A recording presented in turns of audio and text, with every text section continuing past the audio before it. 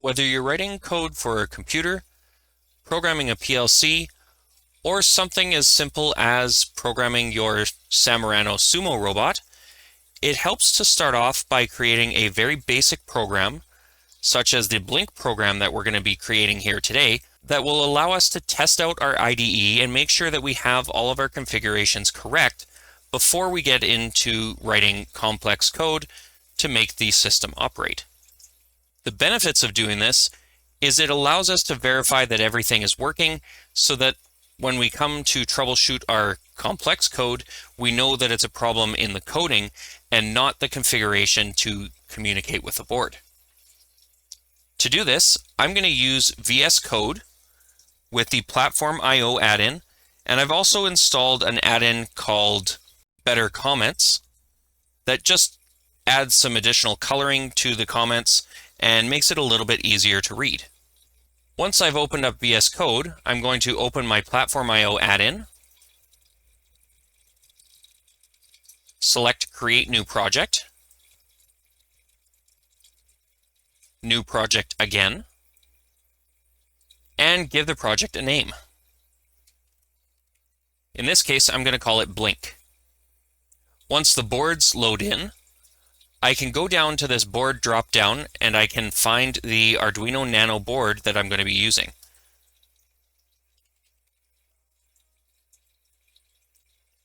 In my case, I'm using the Arduino Nano Atmega 328 with the new bootloader installed.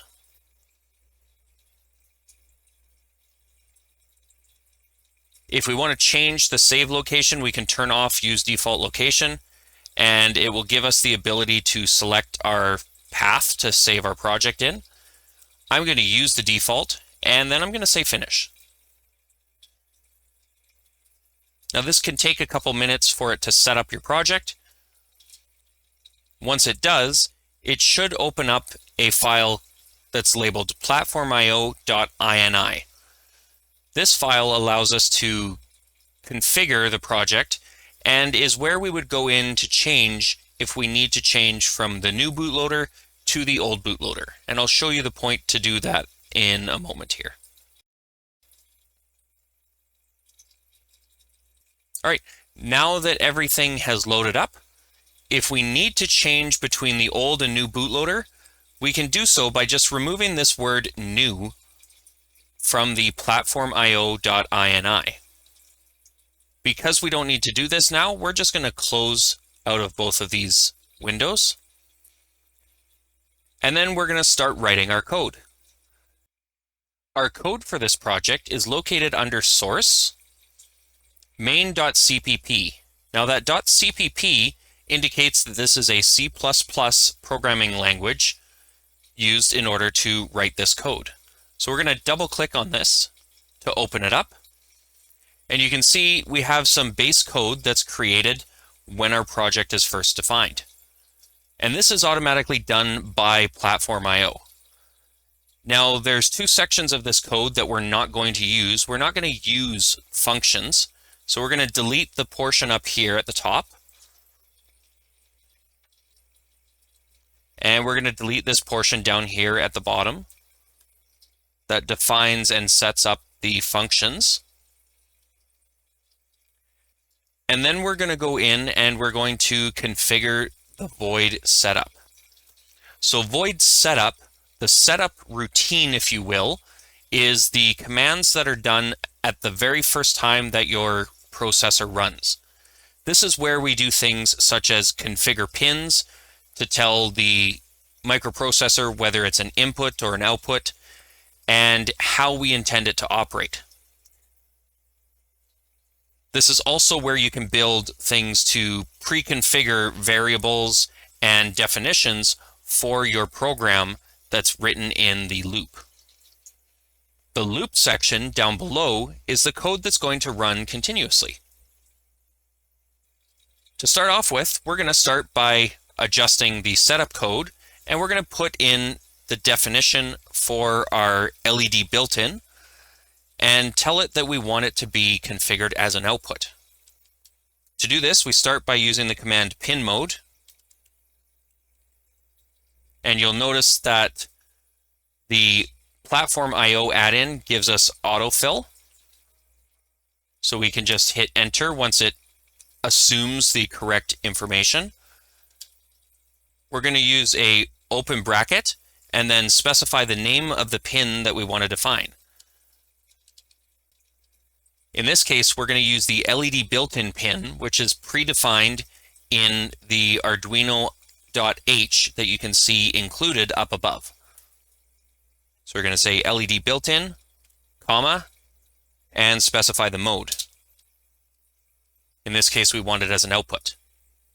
Then we need to use a semicolon at the end to end the line. And we've built our setup. Now we can build our code to create the actual flashing operation. Down in loop, we're going to use a digital write. This sets a value to a pin on our microprocessor here. So we're going to use a digital write.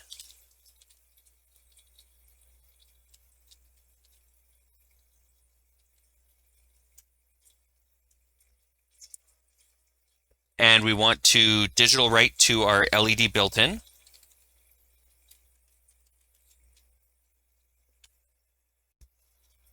And to turn it on, we want to use high.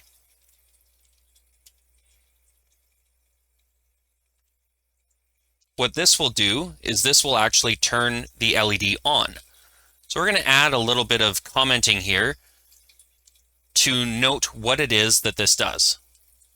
To add a comment, we simply put 2 slashes, like so, and then type whatever we want to add.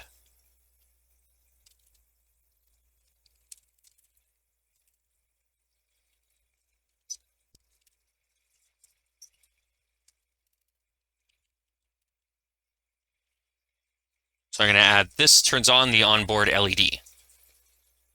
Next, we want to make sure that the LED is on for a period of time, because your microprocessor is going to execute this code extremely fast. So if we do a digital write high followed by a digital write low, it's going to happen so fast that the LED won't even appear to be doing anything. To make sure that the LED has time to light up and stay on, we're going to add what's known as a delay.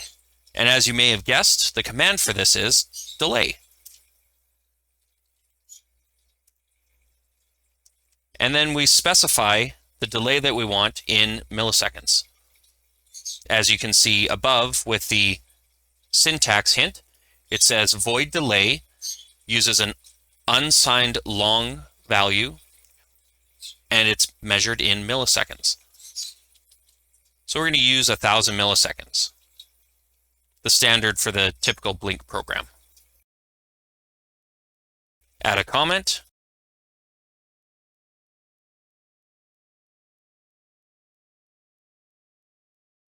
Then we're going to do a digital write off or a digital write low in order to turn off our LED.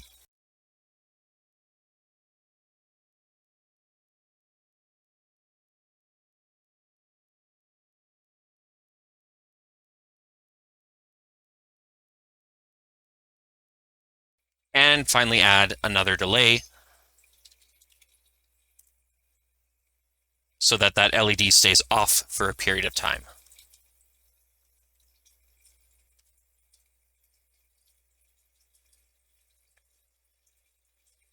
And this is the code that we're going to use in order to download to our Nano.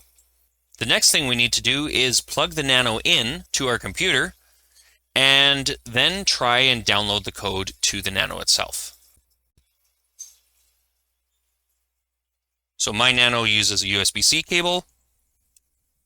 I'm going to plug it in and lift it up in the air because I don't know if it's going to start trying to drive, because I might have some old code in there. And then to download my code to my Nano, there's a few ways to do this. The best way to do this is to actually start by compiling your code and then trying to push it to the controller. To compile our code, we're going to hit this platform.io.build button here down at the bottom left.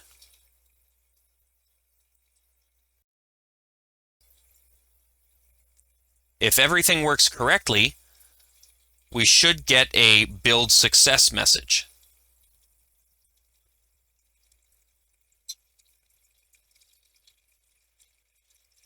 As you can see here, we got a success, and it took 17.68 seconds in order to build our program. If anything was wrong in your code, so let's say we didn't have one of our end-of-line characters, you'll notice that we end up with this red squiggly line underneath here. And if we mouse over it, we get expected a semicolon when it saw the digital write. Alternatively, when we do a build,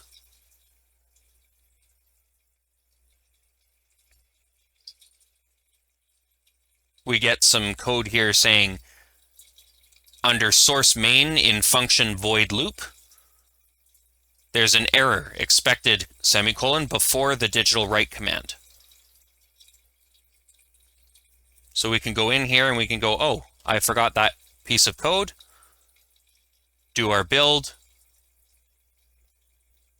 and once we have that success message again, we can then move on to the next step of downloading to our Arduino. We've got a success. So now we can hit this Platform IO upload button.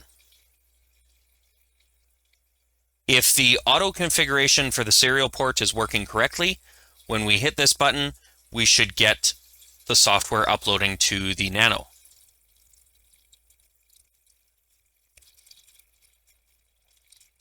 And you can see here, I got a failed. And my failed reason is because it needs me to specify the upload port. So we're going to go to this auto here. And we're going to change it from auto and try and find our COM port. And I'm not seeing a COM port. So let's do a little bit of troubleshooting here. So I've opened up my device manager, and as you can see here, in my device manager, I've got this USB serial, which is actually my Sumo robot, and it's not being detected. Now, the reason for this could be due to the fact that this particular Nano is using a different base driver for its interface. So what I'm going to do is I'm going to download the CH340 driver and install it, and then we should see this show up correctly. Always remember, when you're setting up a driver or downloading a driver for your computer, always download them from a safe source. So for example, I'm getting this CH340 driver from SparkFun Electronics because I know SparkFun Electronics is a trustworthy site. And so I'm going to use the driver from them for the CH340 chip that my Nano uses to interface.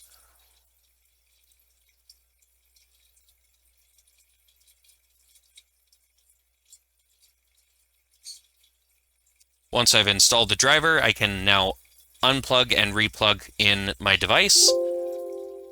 Or in this case, as we can see, once I get this driver install success message, all of a sudden I have that USB serial CH340 COM4. That's my Nano connected to my computer. So once you've done this, you can then go in and try and download to your Nano again. So I'm going to try and perform that upload. And there we go. We get the success message. And if I flip over to my Nano, we can see that light 1, or L, our onboard LED, is now flashing. Now, as you may remember, that LED was already flashing beforehand. So let's make a change to this code so that we know that my code is actually running and that it's not the base program, which may have been a flashing LED from the factory. So back to our code, let's change this flashing rate from a 1 second pulse down to a half a second pulse.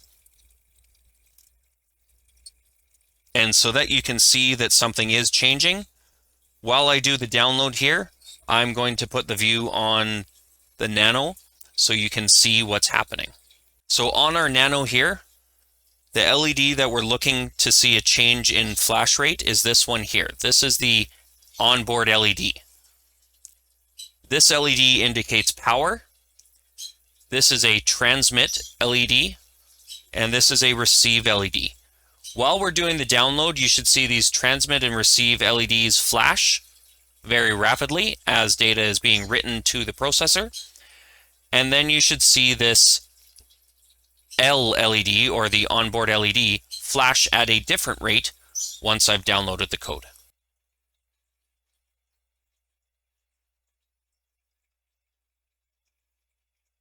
And now you can see my onboard LED is changing at a different rate. The app is showing that the download was a success, and we've now built our first program. By doing this, this allows me to know that that problem that I was having with my communications to my device was actually due to a bad driver and not due to something that I had written incorrectly in my code. The way that I know this is because my code itself is very basic. There's not much to it. And I know how this code is desired to operate and what to expect. So it gives me a known good code to write to test my product with. In the next video, I'll show you how to get control of things such as the motors and to read values in from the sensors so that you can build a base program to have your sumo battle. Thanks for watching, and we'll see you in the next one.